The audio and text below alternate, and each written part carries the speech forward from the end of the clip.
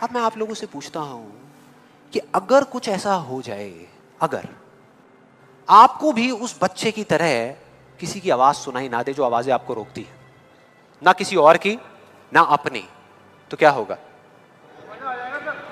मजा आ जाएगा, राइट? उस बच्चे की तरह आपको भी कोई नहीं रोक पाएगा। You'll be unstoppable, right? Yes और नो? यस और नो? यस और नो? थियोरेटिकली तो ये बात बहुत अच्छी लग रही है सुनने में, लेकिन अगर हम प्रैक्टिकली देखें तो सिर्फ यस बोलने से काम नहीं चलने वाला। ये आप सबको भी पता है और मुझे भी पता है। ये जो अनस्टॉपेबल बनने वाला काम है, उसके लिए क्या करना पड़ेगा? 2 दीवारें तोड़नी पड़ेगी। 2 दीवारें, पहली बनी है दूसरों की आवाज की, कि आपके ऊपर दूसरों की आवाजों का असर होना बंद हो जाए, और दूसरी आपकी खुद की आवाज। ये ज्यादा बड़ी दीवार है। तो अब देखते हैं कि इस पहली दीवार को कैसे तोड़ना है। उस कहानी में उस बच्चे के आसपास में कोई नहीं था उसको रोकने वाला, लेकिन क्या रियल लाइफ में ऐसा होता है? यस और नो? नो। क्या होता है कि हम एक काम करने की सोचते हैं, करना शुरू भी नहीं करते, सिर्फ सोचते हैं कि हमको ये काम करना है, और सामने से 4 लोग आ जाते हैं रोकने के लिए। 4 लोग आ जाते हैं तरह तरह की बातें करने के लिए कि ये नहीं हो सकता। अरे बड़ा इम्प्रैक्टिकल सा आइडिया है। जब कोई नहीं कर पाया तो तू क्या करेगा? होता है ऐसा? कितने लोगों के साथ ऐसा हुआ है? सबके साथ हुआ है और होता रहता है। और मेरे साथ तो पता नहीं कितनी बार हुआ है। किसी के साथ कुछ ज्यादा ही हुआ है लगता है। लगता है उनको राह चलते भी, मेट्रो में भी कोई मिलता है, अबे तू नहीं कर पाएगा, चल।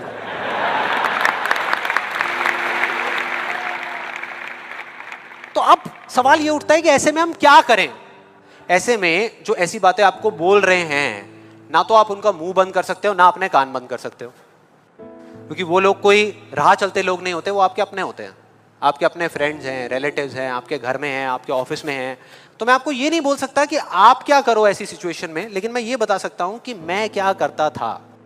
जैसे ही कोई बोलता था मेरे को, या आज भी अगर बोलता है कि ये नहीं हो सकता या तू ये नहीं कर सकता, तो मैं ना चुप रहता हूं, ना उनसे लड़ता हूं।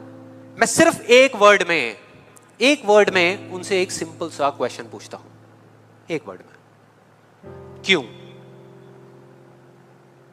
क्यों नहीं कर सकता? क्यों नहीं हो सकता? और जैसे ही मैं ये करता हूं उसके बाद बहुत मजा आता है। आप कभी करके देखना, बहुत मजा आएगा। 90% लोग ऐसे मिलेंगे आपको जिनके पास में इस क्यों का जवाब ही नहीं होगा। जवाब ही नहीं होगा।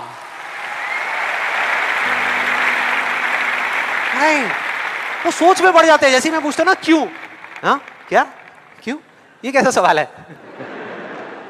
तो ये है वो 90% लोग जिनके पास में कोई जवाब ही नहीं होता, या होता भी है तो वो इतना फनी होता है कि आप चाह करके भी अपने आप को हंसने से नहीं रोक पाओगे। जैसे एक बार मेरे साथ हुआ था, जब मैं करीबन आई थिंक 18 साल का था और मैंने नया नया फोटोग्राफी का कोर्स किया था। तो हमारे घर में एक छोटा सा फंक्शन चल रहा था, और वहाँ पर मैं अपनी मदर के साथ और फादर के साथ में खड़ा हुआ कुछ बातें कर रहा था। इतनी देर में एक सामने से आंटी आई और आकर के बोली, संदीप। हाँ जी आंटी। बेटे क्या नया चक्कर चल रहा है तेरा आजकल?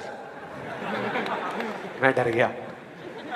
मैं मन ही मन सोच रहा, मैंने कहा इनको कैसे पता लगा मेरे नए अफेयर के बारे में? कहीं और ही चला गया। फिर मैंने उनको देखा और डरते डरते उनसे मैंने कहा कि भाई आंटी जी क्या मतलब, मैं कुछ समझा नहीं, कौन सा चक्कर, क्या क्या कौन सा? तो आंटी ने बोला, कहते क्यों तू ये फोटोग्राफी नहीं कर रहा आजकल? ये फोटोग्राफी का कोर्स नहीं किया तूने? तो उन्होंने बोला, मेरी थोड़ी सी जान में जान आई। मैंने कहा अच्छा, फोटोग्राफी की बात हो रही थी। फिर उन्होंने बोला, बेटा अगर तू बुरा ना माने तो एक बात कहूँ। मैंने कहा नहीं आंटी बोलिए ना। बेटे मेरी अगर तू माने ना, तो ये जो तू फोटोग्राफी के चक्करों में पड़ा है ना, ये सब बेकार की चीज़ें हैं। इससे अच्छा ये है कि तू कोई और ढंग का काम कर ले या अपनी पढ़ाई लिखाई में ध्यान दे। मैंने वही किया जो मैं हमेशा करता था। मैंने कहा क्यों आंटी जी, आपको ऐसा क्यों लगता है कि मेरा फोटोग्राफी में कुछ नहीं हो सकता, ये फोटोग्राफी बेकार की चीज़ क्यों है? तो उन्होंने जवाब दिया कि मेरी बहन का बेटा भी गया था बॉम्बे यही सब करने के लिए जो तू कर रहा है, और उसको 4 साल हो गए धक्के खा रहा है, उसका कुछ नहीं हुआ अभी तक। मैंने फिर सुना, फिर मैंने दोबारा से वही क्यों को ले जाकर के चिपका दिया। मैंने उनसे पूछा लेकिन आंटी मेरे को कुछ समझ नहीं आया कि अगर वो कुछ नहीं कर पाया तो मैं कुछ क्यों नहीं कर पाऊंगा? सीधा सा क्वेश्चन है यार।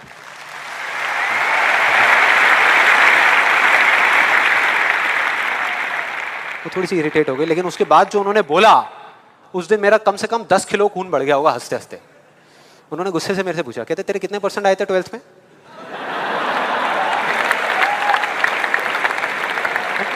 मतलब फोटोग्राफी से इसका कोई कनेक्शन नहीं है दूर दूर तक, लेकिन उनका ये सवाल था कितने % आए थे तेरे 12th में? मैंने कहा जी 85% आए थे आंटी। फिर उन्होंने एक अजीब सा एक्सप्रेशन दिया, मेरे को ऐसे देखा जैसे कि मेरे से बड़ा बेवकूफ़ इस पूरी दुनिया में कोई नहीं है, और बोली उसके 92% आए थे।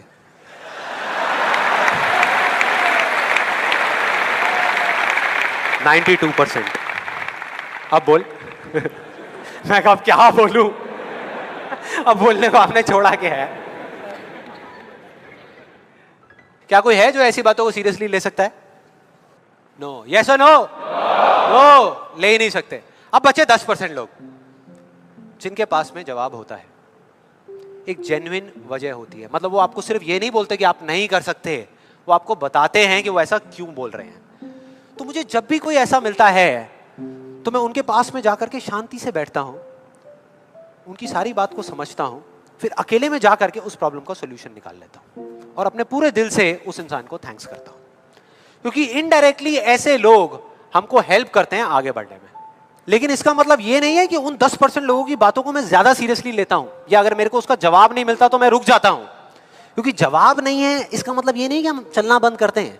फॉर एग्जाम्पल, अगर हम अपने घर से ये सोच करके निकले हैं कि जब सारी लाइट्स ग्रीन हो जाएंगी तब मैं अपने घर से निकलूंगा, तो निकल पाएंगे कभी? कोई भी ऐसा कुछ आपको बोलता है आकर के कि आप ये नहीं कर सकते, तो समझ लेना कि वो बोल तो आपको रहा है, लेकिन उसका इशारा आपकी तरफ नहीं है। वो बस इतना सा कहना चाहता है क्योंकि मैं इस काम को नहीं कर सकता।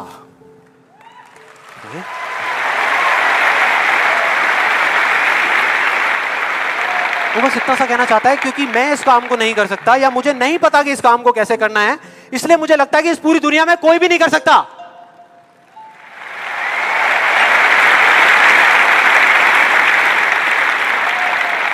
आप में से कितने लोगों ने कहावत सुनी है कि किसी पे जुल्म करना पाप है, लेकिन जुल्म सहना उससे भी बड़ा पाप है? कितने लोगों ने सुनी है? ऑलमोस्ट सबने सुनी है। बिल्कुल इसी तरह से कोई इंसान अगर जिंदगी में कुछ करना चाहता है ना, या कुछ बनना चाहता है, तो उसको जा करके ये बोलना कि तू ये नहीं कर सकता, उसकी हिम्मत को तोड़ना, उसकी उम्मीद को तोड़ना एक बहुत बड़ा पाप है। क्योंकि कई बार कुछ लोगों के पास में सिर्फ एक उम्मीद होती है और कुछ भी नहीं, लेकिन वहीं दूसरी तरफ किसी को इतना हक देना कि वो आ करके आपके सामने खड़ा हो जाए और आपको कुछ भी बोलता रहे, आपकी उम्मीद को तोड़ दे, आपकी हिम्मत को तोड़ दे, और आप चुपचाप खड़े खड़े उसको देखते रहो, कुछ भी ना कहो, कुछ भी ना करो, ये उससे भी बड़ा पाप है।